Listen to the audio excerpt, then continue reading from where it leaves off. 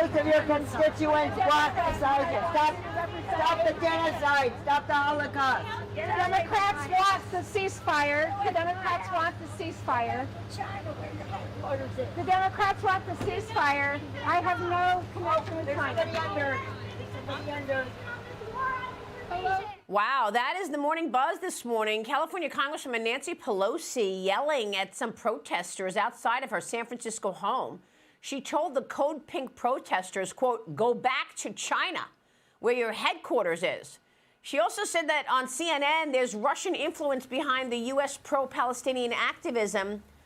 Doug, look, I don't doubt that these pro-Palestinian activists are originating or partly from China. We see that on TikTok. But isn't it interesting that Nancy Pelosi had to say, "Go back to China," she told the pro-Palestinian activists? Yeah, these pro-Hamas, Palestinian, however they want to call themselves, it is interesting. But what is even more interesting to me is that somewhere there must be a part where the Democrats can actually take out the hypocrisy, mechanism in their body. These, Nancy Pelosi had nothing to say when Trump officials were being attacked, Republicans were being attacked, and public places when Maxine Waters was saying go get them in public and harass them in restaurants. But yet when it happens to her, she gets all upset about it. This is the hypocrisy that America is seeing. But it is interesting she called them out to go back to China.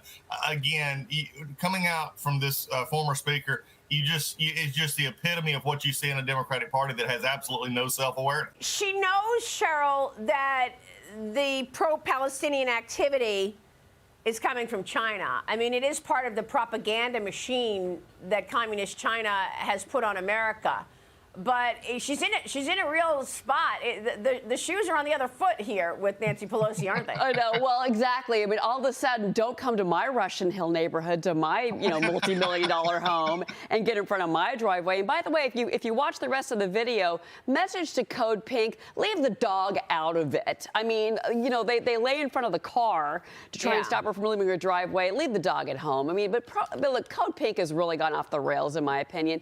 They've come into committee hearings in Washington, and they've just gotten ridiculous. And the funding, there's been a lot of funding questions about where the money is coming from for Code Pink, not just from China, but also from some other progressive sources. But whatever. She's also tried to call out Vladimir Putin. Well, Vladimir Putin's the one that wants this to happen. She's just mad because it was in her driveway.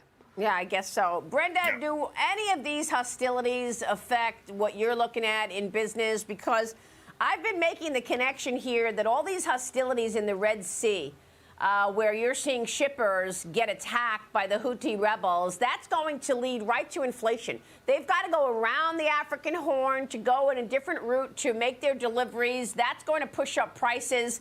And I wonder if you think that's also going to be part of an reinflation story happening for the economy.